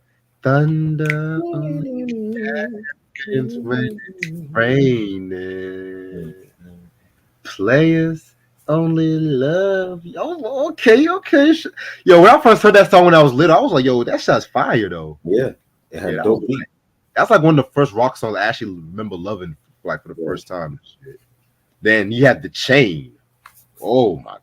I know on social media they sharing this the one the performance they did on the Mirage tour, but they were just mad at each other. Yo, I have to send you that performance though. But Okay. I love this shit. Never going back again. Go your own way. You can go your own way. You make loving fun. I'm kind of mad that YouTube blocked my review I did on this album years ago. This is like one of my first reviews I've done. So I'm going to actually do a re-review. I'm actually thinking about actually maybe doing an artist Sunday on Fleetwood Mac, the Lindsey Buckingham era, but I'm not too sure yet though, because I have like a lot of artist Sundays I got to go through. But this is a classic album. One of the best Sunday albums of all time too. All right, number 6 is the 7th album from Red Hot Chili Peppers, Californication. Oh yes, this album, great album. One of my favorite Red Hot Chili Pepper albums all time. And you had so many bangers on here, like the title track, Californication, and Around the World, Scar Tissue, Other Side, Road Tripping. Just a 5 mic classic of an album, and Anthony Kiedis, some of his best vocal singing on this album. I agree. I need to get me some more Red Hot Chili Pepper albums and shit. Same. Especially Mother's Milk though. That's one I need to get. Definitely. All right, we are in the top 5, try. Oh yeah. Top 5 I have a lot of surprises. That's cool. You know, this is what I consider the Illmatic of rock albums. The greatest debut of rock history. Well, actually, I have 2 debuts. One of them is going to be the most influential. I'm going to say my thoughts on that one. But when it comes to this debut right here, dun, dun, dun, dun, dun, dun, dun, dun, dun. Ah, yeah. Yes. Y'all ain't ready for this, man. Y'all ain't ready. Y'all know how I love Van Halen. I had to kick off the top 5 with this album right here. This self-titled album. And I know I recently done a re-review on this album a couple months ago, but this album is so fucking fire. I always listen to it front to back. Right. I'm one. You really got me. Ain't talking about love. Jamie's crying. Ice Cream Man. Eruption. That's the moment right there that made Eddie Van Halen the greatest guitar player alive. Wow. That was the solo right there that made him the greatest guitar player alive. Period. I might do an top Eddie Van Halen guitar riffs and synths. I might do that because I'm still bummed out that he died. I'm still bummed out that he passed away and shit. I'm gonna be real, but this is the classic album from Van Halen. This is one of the best debuts, in my opinion, the best debut in the rock music history. All right. Oh shit. Oh, thank God. Oh yeah, so shit. Oh God. Oh no. Oh no. Number 5. You already know. One of the best punk rock albums of all time, in my opinion. And to think what this band had went through after the disappointing sales of Warning, and then going back and that they were recording their next album, Cigarettes and Valentines, and then the tapes of that got stolen, and they had to start from scratch all over again. And this is the album that we got from that, some starting from scratch. American Idiot, Green Day, phenomenal album. Might be the best rock album of 04 to me. You know what I'm saying? And having the joints like the title track and Boulevard of Broken Dreams, Wake Me Up When September Ends, Holiday, Jesus of Suburbia. Five Mic Classic. They had a Broadway play for this album. What was the last rock album that had a Broadway play? They don't do that for everybody. It's had a Uh, Broadway play and a documentary on Netflix for the album. if I'm That's not how. mistaken, oh, I'm sorry, I Huh? didn't mean to cut you. No, I no, didn't no. mean What to you cut saying? Wasn't the Pink Floyd's The Wall of Broadway played too, if I'm not mistaken? I think it was. I think it was. Yeah. You know, and I the Wall was great. I went to school with people that was bumping that in elementary school, and this was Pink Floyd's The Wall for '04 right here. Yeah, let's not go too This far. this album was phenomenal.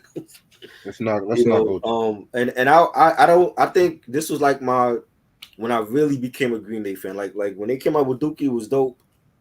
I slept on the other stuff, but when this dropped, that's when I became a full-fledged Green Day fan, and it's been the same since '04. And, the stuff that they've dropped since then has been great. 21st Century Breakdown, that was also on my list, was a great album as well. Following that, and the Uno Dos Tres album was dope, and like I said, Saviors, they dropped that in January of this year. That to me is still one of the best rock albums. Hey, there hasn't been too many rock albums that's gonna come out that has beaten that. And like I said, like this really was like their resurgence. And it's a phenomenal album. And even like with they went through an image makeover, like wearing red and black on stage when they performed, and they were getting older, and they were focusing more on like social and political, views and the opinions on stuff going on in this country at that time. And I think it worked out great for them. Hall of Famers, and this is where it started right here, American Idiot. Yeah, I mean, you already know how I feel. I know. All right. So I have a tie for my number 4. Okay. I think it's the first time I actually have a tie on a top 100, but I couldn't really Couldn't separate. decide. Yeah, I couldn't really decide. And mind you, this is the first time this artist is being mentioned on this list. And I got Nirvana with Nevermind and Intero. Ooh. Yes. Damn. I cannot decide which one I was going to put in my top 10. Mm-hmm. And I love both these albums equally. Right. And this group has always had a huge effect on, when it came to my songwriting, just the stuff that they stood for and whatnot too. So I'm going to start off with, and I really wanted to put Bleach on this list. I really did want to put Bleach, but yeah, that's like an honorable mention. So let's start with Nevermind. So this was the album that pretty much kick-palted a new era and generation of not just rock, but music. You know what I'm saying? This was a very, very, very dope album. This was pretty much if the Beatles would have made an album in 1990. And yeah, it's a very bold statement, but people forget how big Nirvana was like at that time period. Like when Smells Like Teen Spirit came out. And I know I was not born, but just talking to people from that era, when Smells Like Teen Spirit came out, that was like an anthem. And to this day, an anthem. And, it just was like Generation X was just them speaking out to a whole new generation. I love songs like Come As You Are, Lithium, Stay Away, Something in the Way. Love that record. You know what I'm saying? Lounge Act. This whole fucking album to me is definitely how to do a polished heavy metal album. Yeah. But then you have In Utero, which is actually my favorite Nirvana album. This was just them going back to the original sound. But at the same time, too, the crazy thing about it was still mainstream. It was like they were going to make the most dirtiest, fucked up sound, but then the fans just loved it. You know what I'm saying? Yeah. And I love songs like Heart Shaped Box, All Apologies, Tourette's, Very Ape, Milk It, Rape Me. You know what I'm saying? I'm not going to hold. This album might be the greatest grunge album in the history. I'm not even going to hold you on that. It's either this album or Alice in Chains' Dirt. Right. Because whenever I think of the dirtiness of grunge and shit, it's like, how can you top Nevermind? But they did it with this. It's like, He did. bye. Definitely two great albums. You know. All right, number 4 for me is the third release from Rage Against the Machine, Battle of Los Angeles. I love this. Love this album. Classic. We did a review on all the Rage albums. This is my favorite one from '99, and you got joints like Guerrilla Radio and Testify, War Within a Breath. Calm Like a Bomb, Born of a Broken Man, All Fire. No skips on this album. Zach De La Roca and Tom Morello. They brought heat on this album, man. 5 Night Classic. Yeah, that's a dope ass album right there. Oh yeah. Yeah, if I'm moving a lot, don't mind me. It's 1:30 in the morning, and I still got to get ready for work tomorrow. So, all right. Number 3 is Jimi Hendrix Experience with Are You Experienced? The most influential debut in rock history, in my opinion. You know what I'm saying? Should we even have to tell these motherfuckers why this album is just dope? I mean, I know. They should know. they should know. Yeah, man. I'm not gonna spend too much long on this one, but this is a classic album. This was just Jimi Hendrix in his guitar best. Mitch Mitchell and Noel Redding definitely did their thing on this one. Can You See Me? Red House, Foxy Lady, Third Stone from the Sun. I love that record. Oh, yeah. If I were you guys, I would definitely get the North American version and whatnot too, because they have like songs like When Cries Mary, Hey Joe. I'll probably eventually get the UK version, just for collector's purposes. But yeah, this is fire. Love it. Number 3 for me is an album that came out on my birthday of this year, of that year in '03. Linkin Park, Meteora. Second album from Linkin Park, my favorite one of all time, 5 Night Classic. And you got the joint Somewhere Where I Belong and Breaking the Habit, Faint, Numb, From the Inside. Chester Bennington and Mike Shinoda was just on their game with this one. Hybrid Theory was great, and then they upped it up with this sophomore album, and it's just phenomenal. I agree. Number 2, I got the Beach Boys with Pet Sounds. Yeah. Yes. Fire ass album. This album came out in 1966. I think this might be next to the Who's My Generation, the oldest album on this list. You know what I'm saying? So I'm not the biggest Beach Boys fan like that, but I do love this album. Right. You know what I'm saying? This was known for songs like Wouldn't It Be Nice, Caroline No, God Only Knows. This is like some proto psychedelic music. You can pretty much also say it's like essentially a Brian Wilson solo track, because he pretty much wrote like literally all the songs on this album and everything like that too. And then when the Beach Boys were on tour, he had to stay back because he had like a nervous breakdown and shit like that too. You know what I'm saying? So yeah, he just pretty much just poured his whole soul on this one. Very influential album. Definitely talking about mental illness and shit like that too. And it's crazy because this just when they were about to be getting great, they never really topped this album. You know what I'm saying? They never really topped it. So that's a fire ass joint. Number 2, the Prince fans are gonna be mad at me, but I got Purple Rain at number 2. Celebrating 40 years this year. 5 Night Classic, 1984. Let's Get Crazy, Purple Rain, Darling Nikki. Come on, man. When Doves Cry, Baby I'm a Star. Every track for the 9-track album was a classic. The movie is a classic. The album cover is a classic. I ain't gotta say no more. This is iconic right here. Right. All right, and my number 1. I mean, if you guys really know me, you will know this is my number 1.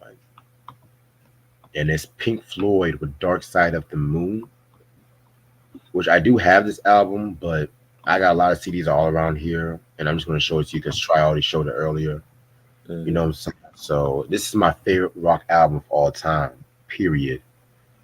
And it really not only did it really kickstart like the concept record era, but it really kicked up that whole progressive rock era.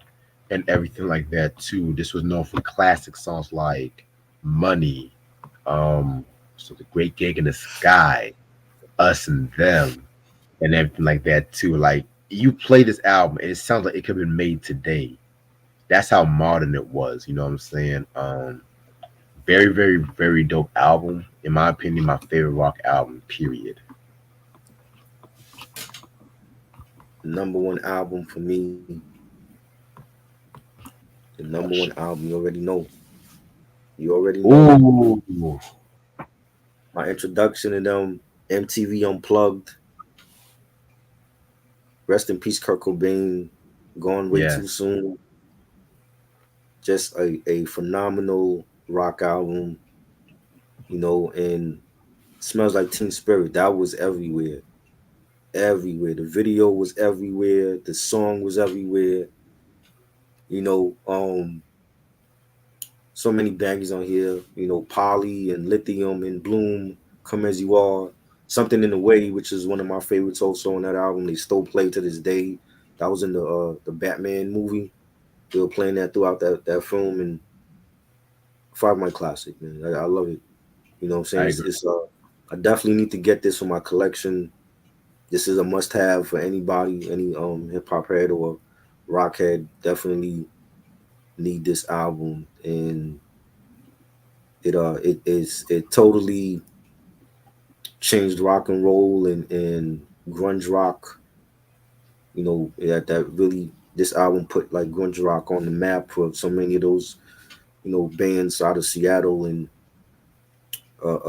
phenomenal album. And when we did this list, I was like, this got to be number one for me, man. It got to be number one out of all the other albums that we showcased. This got to be the one rock album that to me is on the top of the list. So Definitely. Yeah, that was a dope list. I like the lineup, bro. Definitely. And so many others that we left off that could have been on the list. I'm saying. All right. Well, I'm about to end this video off right here because I gotta get ready for work in the morning. But got a little disclaimer for tomorrow. I know tomorrow we're gonna do the Cristiano album Sireno. I know I said 5 p.m. Mm-hmm. But they don't change my work schedule. I gotta stay a little later now. I gotta get off at 4, so I'm gonna push that review to maybe like 6 p.m. ish. If that's cool. All right. I bet. Yeah. So that's gonna be at 6 p.m. The Snoop Dogg Last Meal, that's still gonna be at 11 p.m. You know what I'm saying? That's gonna be 11 p.m. tomorrow. So we got two dope reviews coming tomorrow for y'all. And we also got Def Leppard with Hysteria at 6 p.m. and shit. So definitely can't wait for that one. So we got some good shit coming up. I'm also working on some pre-recorded stuff as we speak, and everything like that too. So yeah. Anything you want to say before you head out? I'm gonna do a live stream tomorrow, Rocker Bash. We're gonna talk about the NFL draft and NFL draft picks. The NBA playoffs, the shit that's going on with that. How many teams got bounced out already? It's gonna be fun. Nice little live stream. What time is that one? That's gonna be 8 p.m. Okay, yeah. I'll be in Greensboro by that time and shit because I'm gonna go straight to Greensboro after I get off work. All right. Which now that I'm getting off at 4, I gotta probably deal with traffic, 5 p.m. traffic now. But I did say I needed overtime, so I'm not gonna be mad about that. All right, so that Cyndi Lauper album, She's So Unusual. In case you guys are just now coming in to watch the rock album list, that album is still in print. And it's very good. They did a re-release for it though. Yeah, they did a re-release for it. This is the OG, of course, but there is a re-release for this. Got you. All right, Ray said definitely going to be there for Hysteria. Yeah, that's my favorite Def Leppard album right there. I'm going to be real with you. I can't wait to talk about that one. But other than that, appreciate this try as usual. I'll see y'all niggas tomorrow. Peace.